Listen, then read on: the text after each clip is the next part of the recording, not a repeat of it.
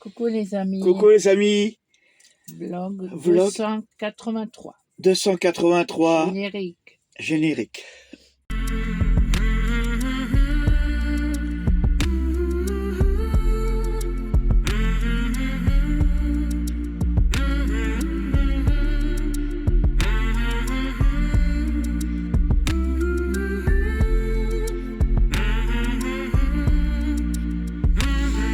Bon, on va quitter Velan. Eh oui. Ouais. Hein? Ouais. Bon, ça s'est réchauffé le temps qu'on est arrivé. Hein? Ouais, parce Mais qu'à Velan, il faisait froid. Il faisait froid, oui. Bon, Ouais. on vous laisse regarder ce reportage et on reparlera après. Tu m'as enlevé les mots de la bouche. Ah bah oui. Hein? Avec, voyez, au fond, un peu de neige. Et là aussi. De neige, c'est joli. Mais je m'y frotterai pas pour aller faire du ski. Je suis pas amateur. Je monte de l'autre côté. Et voici un bout de Velan. Et là, je me trouve à côté de l'église. Je voulais la voir depuis longtemps, mais elle était toujours fermée. Alors là, est-ce qu'elle est fermée? Je vais voir. C'est une vieille église, voilà, tout nouveau. Là-bas, la maison là-bas, c'est le presbytère, c'est là où il y habite le curé.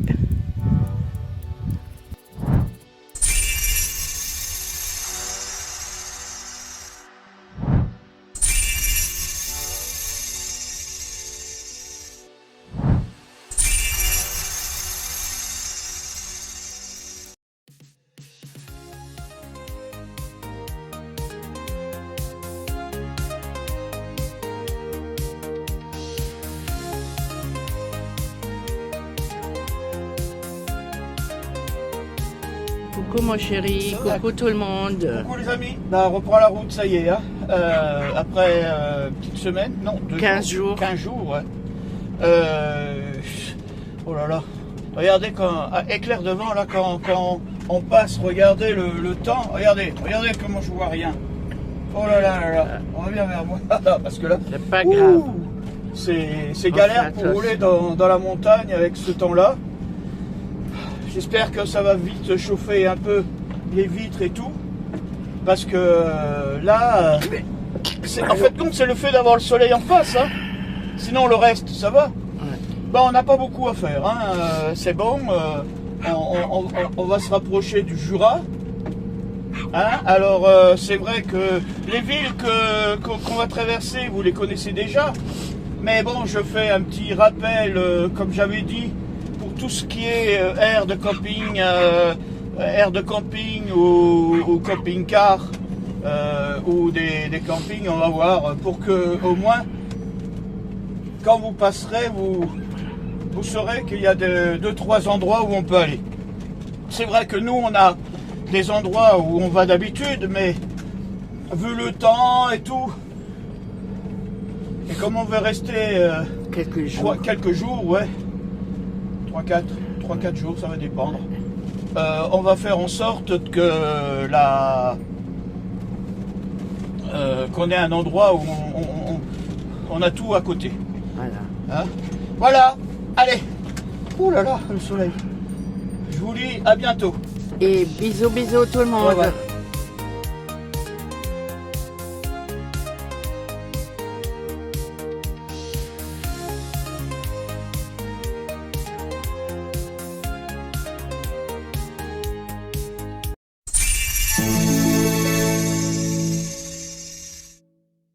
Saint-Jean-le-Vieux est une commune française située dans le département de l'Isère.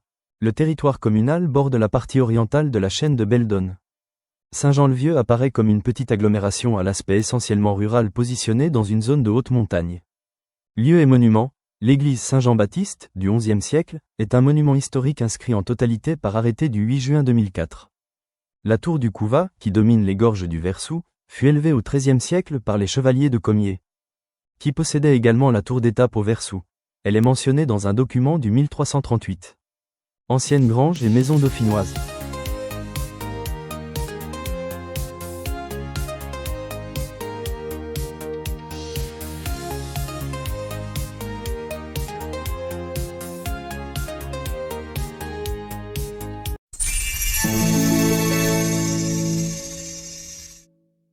Saint-Jean-d'Avelanne est une commune française située dans le département de l'Isère.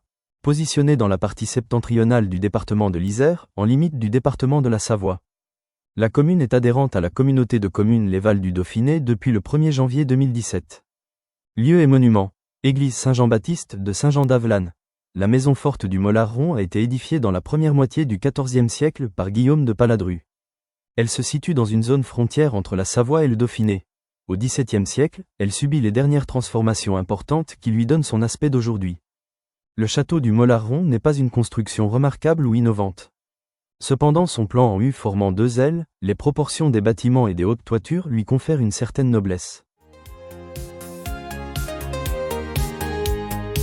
Soleil levant sur l'horizon français, le camping-car ronronne, prêt à s'élancer. Nina et Babou, sourire radieux, Walid qui frétille les yeux curieux. L'aventure appelle, les routes s'ouvrent devant, l'Europe à découvrir, un rêve éclatant. Danse avec Nina, frappe dans tes mains, Babou à la guitare, le cœur plein d'entrain. Wally à bout de joie, le vent dans ses poils, l'Europe en camping-car, ça met des étoiles.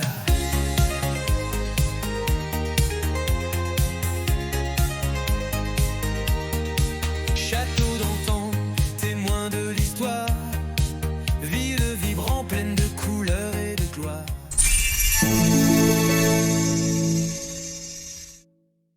La commune, dont le nom officiel s'écrit avec l'article L, est dénommée uniquement au niveau local sous le nom de Pont de Beauvoisin, comme l'attestent les panneaux routiers placés à l'entrée de la commune.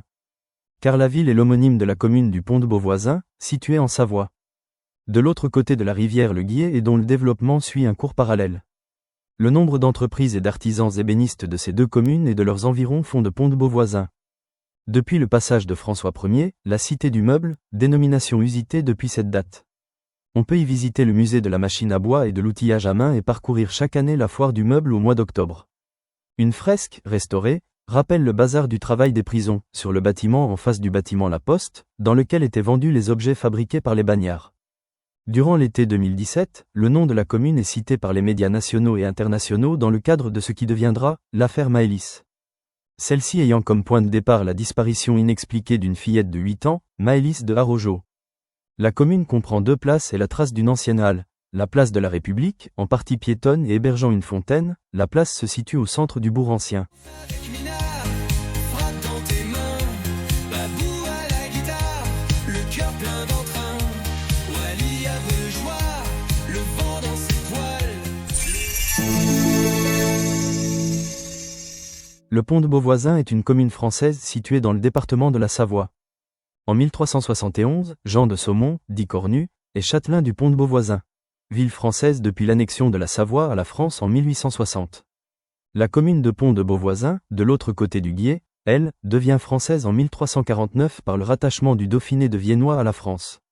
Les 2 villes frontières sont le lieu de certains des exploits de Louis Mandrin, capturé le 11 mai 1755 au château de Rochefort, tout proche. Le pont sur le Guiers, ce pont, initialement en bois, fit l'objet d'un projet en pierre, datant de 1543, établi sous le roi François Ier, d'où son nom. Mais il ne fut réalisé qu'en 1583, après la mort du souverain. En dos d'âne, il fut reconstruit avec un tablier plat pour permettre le passage des carrosses. Détruit en 1940 pour s'opposer au passage des troupes d'occupation, il fut reconstruit avec des méthodes modernes, longerons métalliques. Et recouvert d'une partie des pierres initiales. Le reste des pierres est encore visible dans le cours d'eau, depuis le pont. Église des Carmes, les premiers travaux datent de 1419 et le couvent fut construit pour accueillir une communauté religieuse de Carmes depuis Aix-en-Provence. Les conflits entre Dauphinois et Savoyards, la ville étant située sur la frontière entre les 2 régions à l'époque.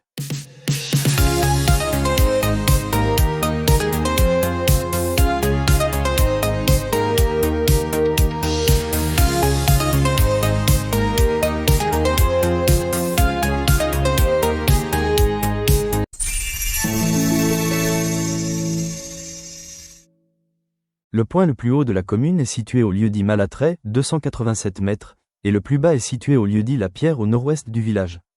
Le territoire de la commune actuelle reviendra au royaume franc en 532. Après la fin de l'Empire carolingien en 843, il passera à la Francie médiane qui sera elle aussi divisée en 855.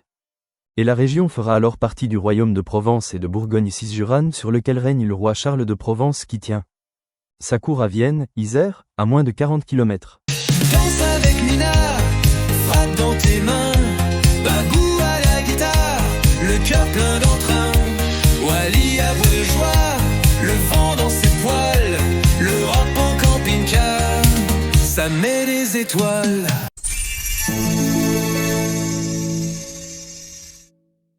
Aoste est une commune française située dans le département de l'Isère. Vicus Augustus est une agglomération secondaire à l'époque romaine, et représente l'équivalent de « la porte des Alpes ». Elle se trouve au carrefour de plusieurs voies romaines, une menant à Vienne, capitale de la province, puis Lyon. Une menant par les plateaux suisses en Italie ou en Germanie, et une menant directement en Italie, Aoste puis Rome, via le Mencom, Chambéry. La gare d'Aoste, Saint-Genis, située sur la commune, est mise en service en 1881. Issue de la création de la, elle ferme ses services voyageurs en 1939 et Marchandise Ligne de Pressin à Virieu-le-Grand en 1954.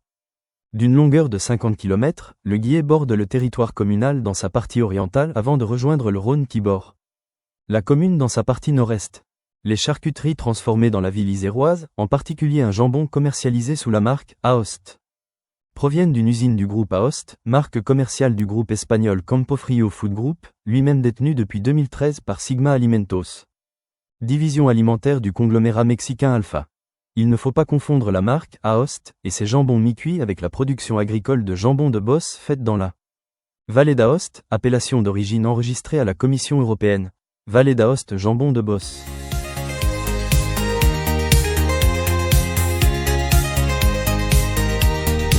Château d'antan, témoin de l'histoire, ville vibrant pleine de couleurs et de gloire, des rencontres chaleureuses, des rires partagés, des saveurs nouvelles, des souvenirs gravés, un marché animé, un café en terrasse, chaque jour une surprise qui jamais ne lasse.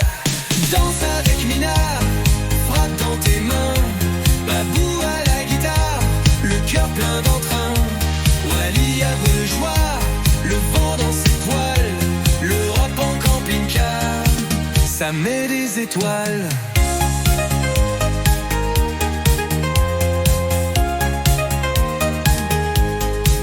Des montagnes majestueuses aux plages dorées, la nature s'offre dans toute sa beauté.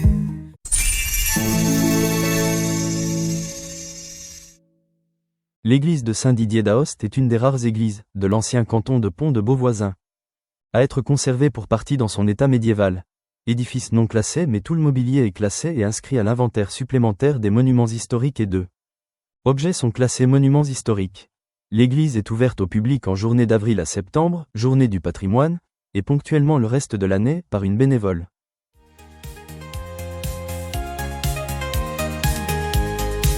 Des montagnes majestueuses aux plages dorées, la nature s'offre dans toute sa beauté. Une pause pique-nique au bord d'un lac paisible. Le temps s'arrête, un instant paisible. Le soir venu, les étoiles scintillent, des rêves plein la tête, ils se rendormissent. Danse avec Mina, frappe dans tes mains, Babou à la guitare, le cœur plein d'entrain, Wally à bout de joie, le vent dans ses poils, l'Europe en camping-car, ça met des étoiles. Mina et Babou, le cœur. Le château de la Barre est un ancien château fort, du XIVe siècle, remanié au XXe siècle, centre de la seigneurie de la Barre, qui se dresse sur le territoire de la commune française de Brégnier-Cordon, dans le département de l'Ain. Le bâtiment principal actuel date de l'origine du château fort, XIIIe siècle, c'est le donjon carré, à 6 niveaux qui culmine à 32 mètres. Il a été constamment habité, Les fortifications remontent au XIIIe siècle, le château aurait été fondé au XIIe siècle par des vassaux des comtes de Savoie. Le fief est entre les mains en 1344 de Guillaume de Cordon, chevalier, qui en fait hommage le 15 octobre de la même année à Louis de Savoie.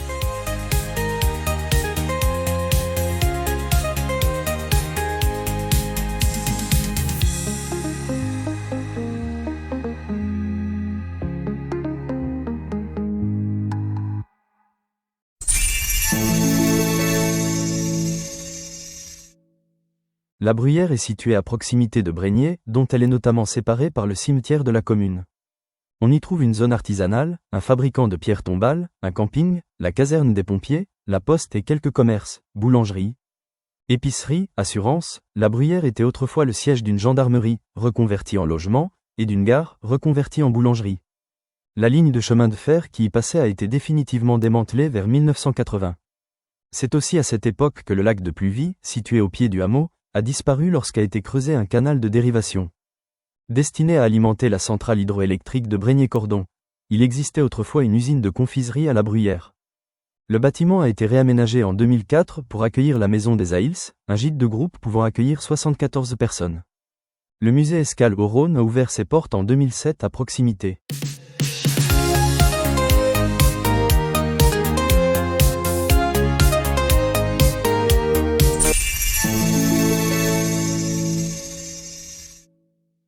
Brégnier-Cordon est une commune française, située dans le département de l'Ain. Ses habitants sont appelés les Braignolans. Le nom de la localité est composé du nom de deux villages, Brégnier et de Cordon. Le premier, devenu le chef-lieu, absorbe le second au cours de la période de 1790 à 1794. Le toponyme de Brégnier dériverait d'un nom de domaine gallo-romain, Bregniacus, formé à partir du nom de personne Brenius. L'église de Brégnier fut confirmée à l'abbaye d'Ainay, le 26 février 1152, par le pape Eugène III, et en 1250 par Innocent IV. En 1294, Anselme, curé de Brégnier, reconnut qu'il n'avait droit qu'au tiers de la dîme des blés et du vin. Au tiers aussi des oblations en argent et en pain, mais aux 2 tiers des droits de sépulture et à la totalité des vêtements des morts.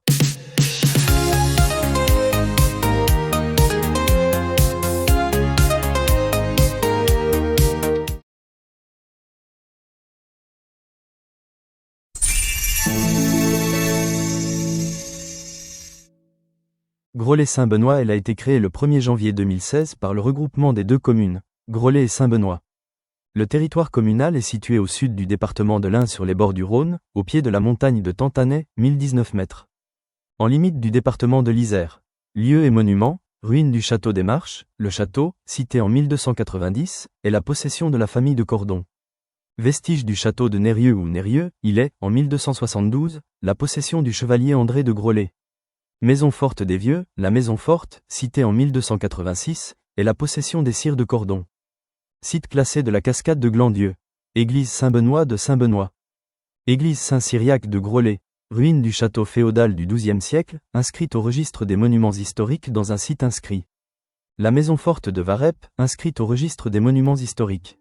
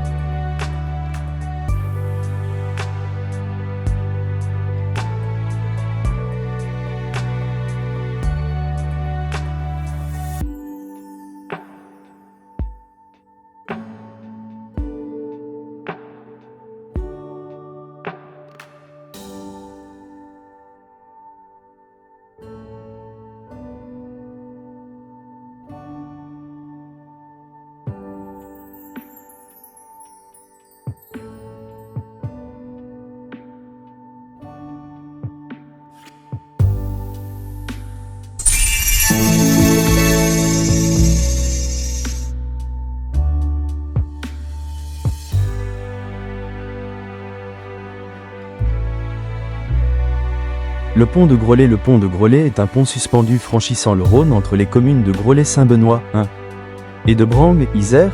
Conçu par Ferdinand Arnaudin et achevé en 1912, il a une portée principale de 177,21 mètres de longueur. Il a été partiellement détruit en 1940 pour arrêter l'avancée allemande mais rapidement rétabli.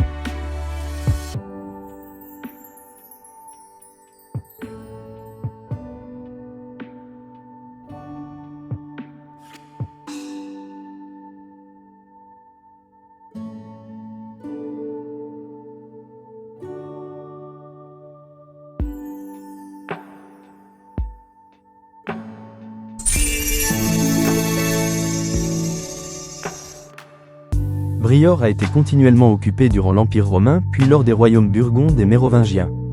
Un aqueduc-tunnel percé à travers la colline de Briaret alimentait Briord avec les eaux de la Briva. Il a été exploré et dégagé au début des années 1900.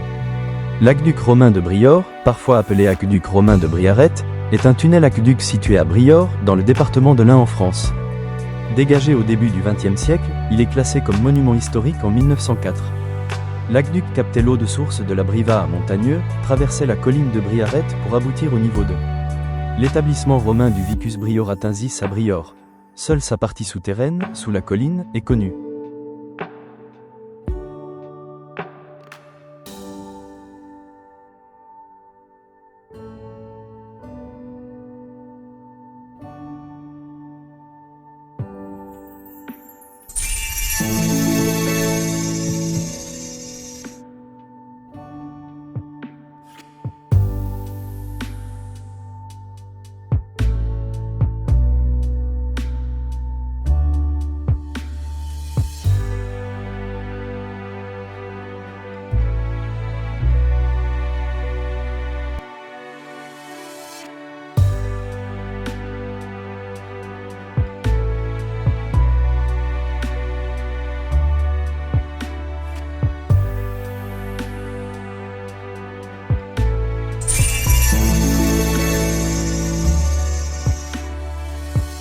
Une importante nécropole d'époque gallo-romaine et barbare, avec près de 200 tombes allant du 1er au 7e siècle.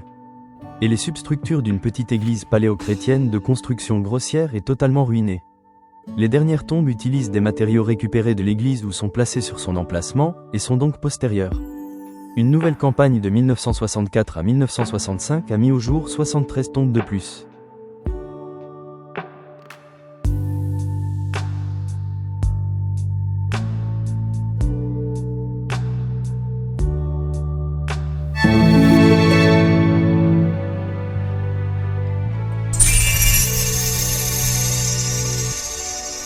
Serrières de Briord est une commune française située dans le département de l'Ain, village situé au confluent du Rhône et de la Perna, face au département de l'Isère.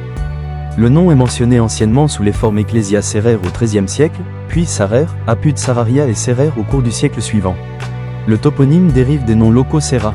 Serre qui désigne, selon André Pégorier, une colline allongée, avec le suffixe collectif ailleurs. Le 31 mars 1955, Serrières devient Serrières de Briord. Lieu et monument, Buffière. Sur la rive droite du Tréfond, ruine d'une maison forte citée depuis 1337. Église Saint-Pierre, chapelle Saint-Léger, chapelle médiévale en cours de restauration. Sentier de canyoning le long de la rivière Perna. Agrémenté de cascades. Le Point Vert, espace de loisirs au bord du Rhône propose des activités nautiques, voile, sup, canoë, etc. ainsi qu'un service de restauration et un hébergement de plein air. C'est un lieu de baignade et de pique-nique apprécié.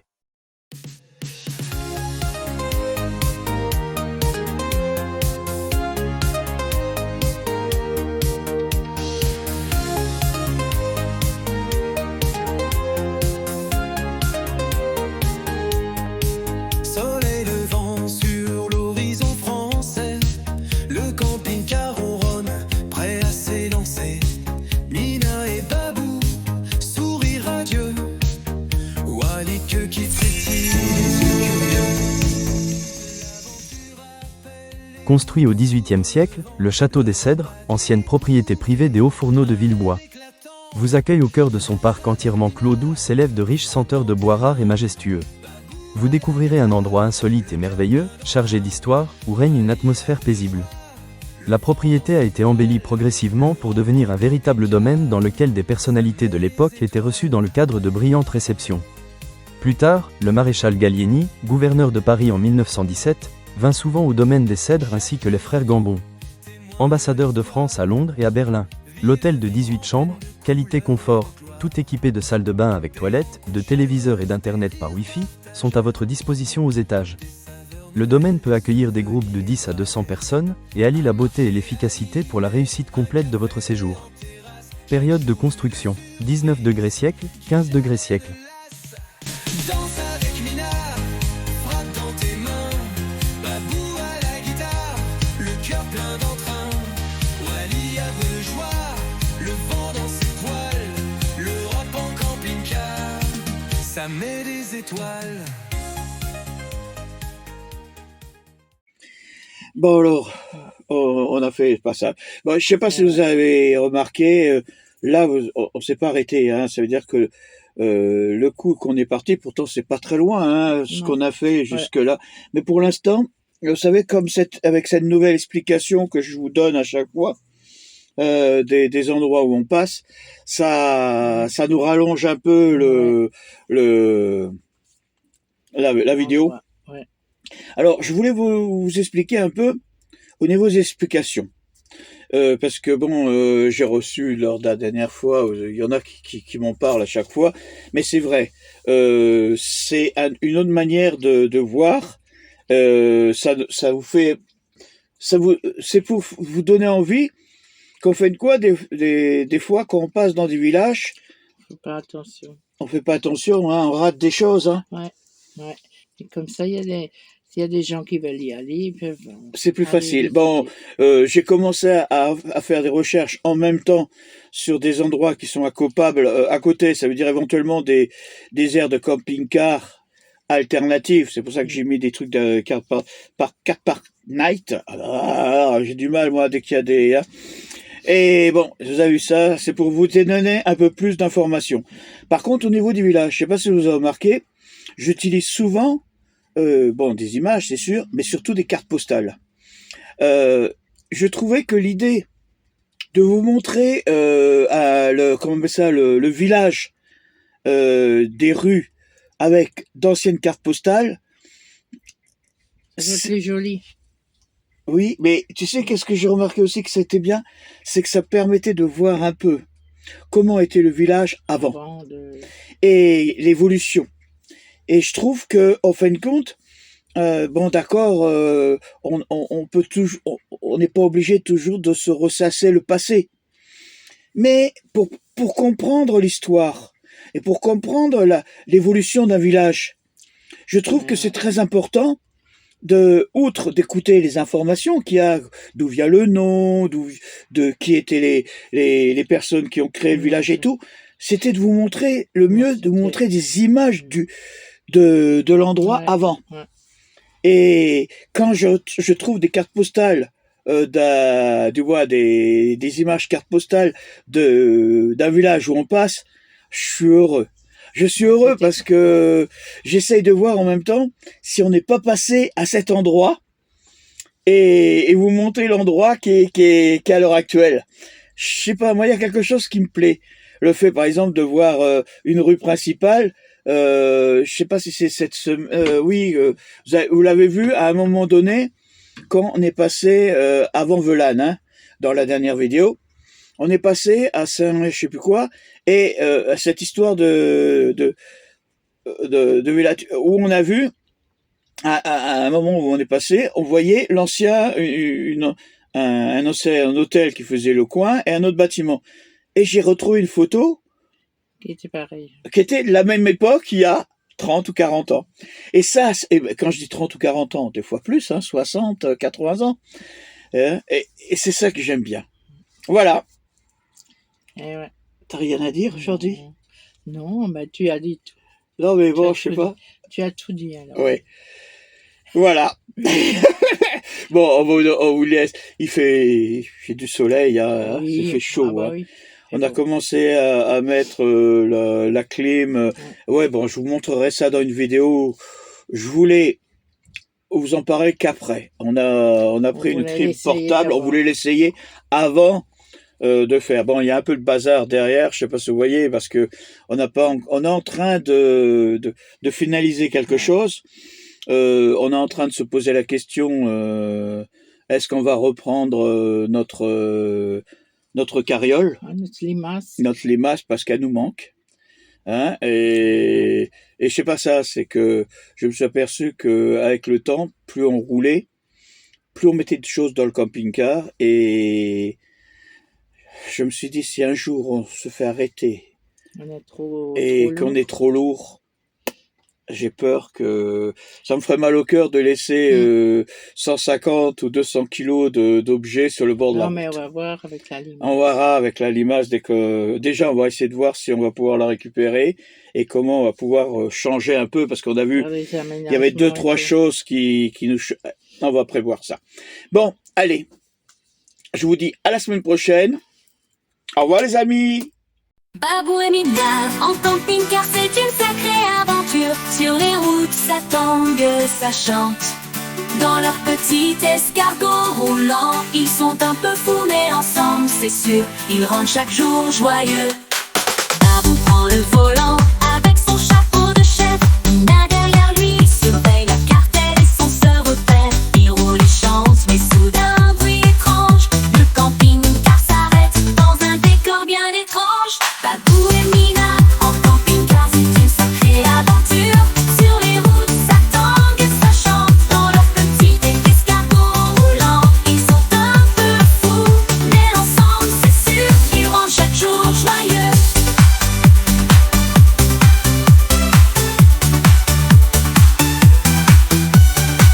Ils ouvrent le capot, se grattent la tête, perplexe.